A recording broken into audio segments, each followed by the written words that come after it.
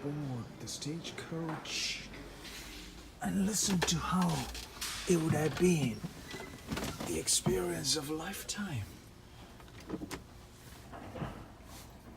There's the driver. So you found your way to the coach. Yeah. This stage holds 9 passengers inside and will be your home for 24 hours a day until we reach our destination. Don't swear or sleep on your neighbor's shoulder without permission. If you have anything in a bottle, pass it around. I won't ask you to get out and push unless it's absolutely necessary. And finally, keep the stage waiting. Don't think for a moment you're on your way to a picnic. Expect annoyances, discomforts, and some hardships. And if you are disappointed, thank heaven. Well, folks, we better go ahead and get started. It's getting late. Get up.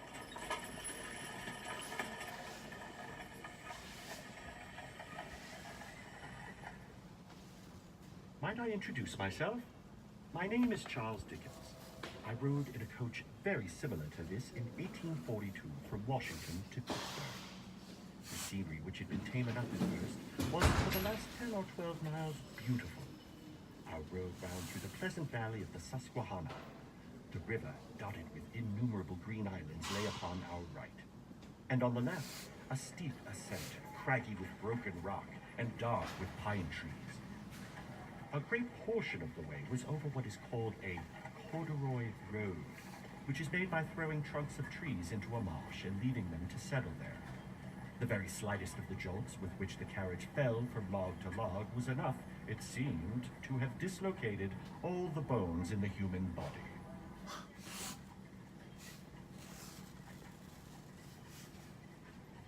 Imagine the comfort those days compared to what it is today. Still Hello. complaining. My name is Frances Ann Boyd, but my friends call me Fanny. I was born in New York in 1848. I am on my way to join my husband, who is in the Army at Camp Ruby, Nevada. It was the spring of 1867, and I was newly married and traveling by myself, leaving the only home I knew.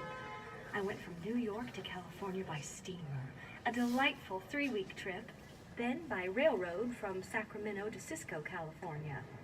From Cisco, we continued our journey on sleds in the midst of a blinding snowstorm.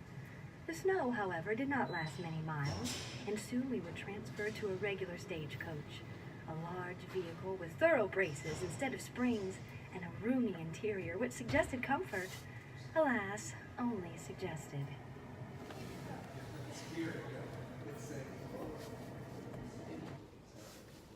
My name is Samuel Clemens.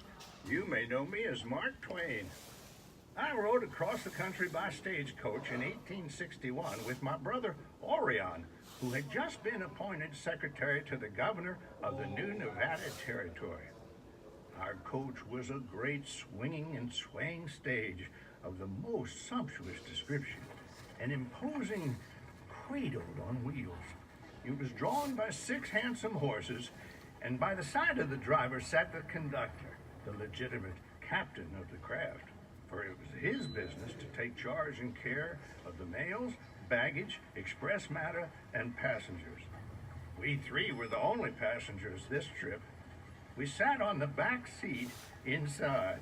About all of the rest of the coach was full of mail bags, for we had 3 days delayed mails with us.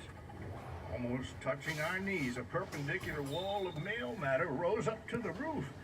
There was a great pile of it strapped on top of the stage, too, and both the fore and hind boots were full.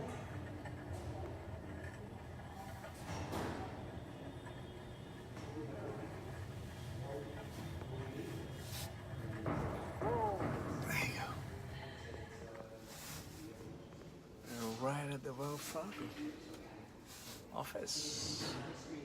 And that was an experience that would have been traveling on a stagecoach those days.